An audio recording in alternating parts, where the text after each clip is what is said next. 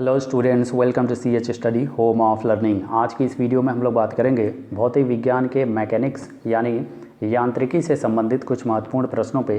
तो चलिए स्टार्ट करते हैं। सबसे पहला प्रश्न है, कार्य का मात्रक है। Option number A joule, B है न्यूटन, सी वाट या फिर डी डाइन। तो इन चारों ऑप्शन में से कार्य का जो मात्रक होता है जूल होता है, और इसलिए ऑप्शन नंबर ए इसका बिल्कुल सही जवाब होगा। जूल जो होता है ये ऊर्जा का भी मात्रक होता है। अगला प्रश्न है, प्रकाश वर्ष किसकी इकाई है। ऑप्शन नंबर ए है दूरी की, बी समय की, सी प्रकाश की या फिर डी धारा की।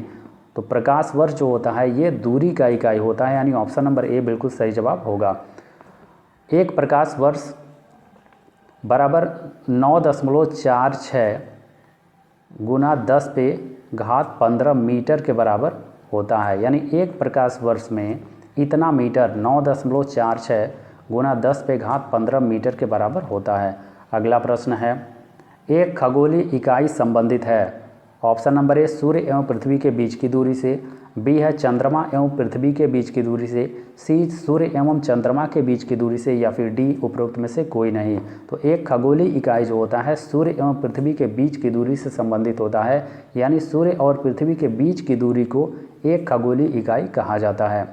अगला प्रश्न है, पार्शिक इकाई है। ऑप्शन नंबर ए दूरी की, बी है समय की, सी प्रकाश के चमक की या फिर डी चुंबकीय बल की। तो पार्शिक जो होता है ये दूरी का इकाई होता है, यानी ऑप्शन नंबर ए बिल्कुल सही जवाब होगा। और पार्शिक ये दूरी का सबसे बड़ा मात्रक होता है, क्योंकि एक पार्शिक बराबर 3.262 प्रकाश वर्ष होता है। यानी प्र इसको शॉर्ट में प्रकाश वर्ष प्र से लिखते हैं, और इंग्लिश में LY से यानी लाइट ईयर लिखा जाता है। अगला प्रश्न है, ल्यूमेन किसका मात्रक है। ऑप्शन नंबर ए है ज्योति तीव्रता की, बी ज्योति फ्लक्स की, सी है ए और बी दोनों की या फिर डी इनमें से कोई नहीं। तो इन चारों ऑप्शन में से ल्यूमेन जो होता है ये ज्योति फ्लक्स का मात्रक होता है, यानी ऑप्शन नंबर बी बिल्कुल सही जवाब होगा। अगला प्रश्न है, निम्नलिखित में कौन सा सुमेलित नहीं है। ऑप्शन नंबर ए है डेसिबल ध्वनि की तीव्रता की इकाई, अश्वशक्ति शक्ति की इकाई, समुद्री मील नौ संचालन में दूरी की इकाई या फिर डी सेल्सियस ऊष्मा की इकाई। तो इन चारों ऑप्शन में डेसिबल जो होता है ध्वनि की तीव्रता की इकाई सही होता है, सही है। अश्वशक्ति जो है ये शक्ति की इकाई है, ये भी सही है।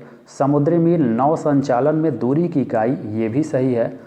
और लेकिन डी जो होता है ऊष्मा की इकाई नहीं है, ये गलत होगा, यानी यही सुमेलित नहीं है, यानी ऑप्शन नंबर डी इसमें सही होगा। क्योंकि सेल्सियस जो होता है वो ताप का मात्रक होता है और ऊष्मा का इकाई जो होता है वो कैलोरी होता है। अगला प्रश्न है, भौतिक मात्रा ज्योति की इकाई है। ऑप्शन नंबर ए है सीमेंस, बी टेस्ला, सी है लक्स या फिर डी वेबर। तो इन चारों ऑप्शन में से ज्योति का मात्रक जो होता है वो लक्स होता है, यानी ऑप्शन नंबर सी बिल्कुल सही जवाब होगा।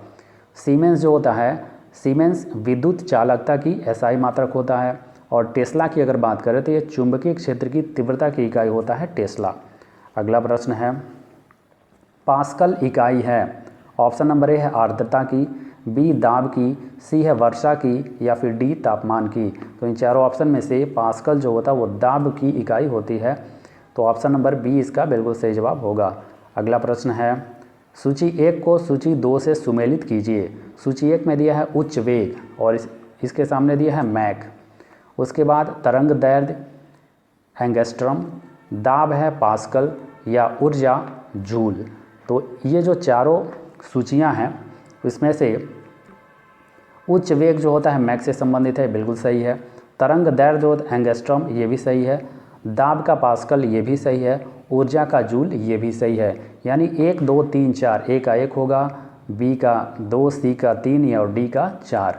तो ऑप्शन नंबर यहाँ पे आगे जो कूट दिया गया है इसमें से कौन सा ऑप्शन सही होगा, 1 2 3 4, यानी ऑप्शन नंबर ए जो हो सी जो होगा बिल्कुल सही जवाब होगा, 1 2 3 4। अगला प्रश्न है, कैंडेला मात्रक है। ऑप्शन नंबर ज्योति फ्लक्स, बी है ज्योति प्रभाव, सी ज्योति दाब या फिर डी ज्योति तीव्रता। तो इन चारों ऑप्शन में से ऑप्शन नंबर डी जो होगा ज्योति तीव्रता, इसका बिल्कुल सही जवाब होगा। कैंडेला का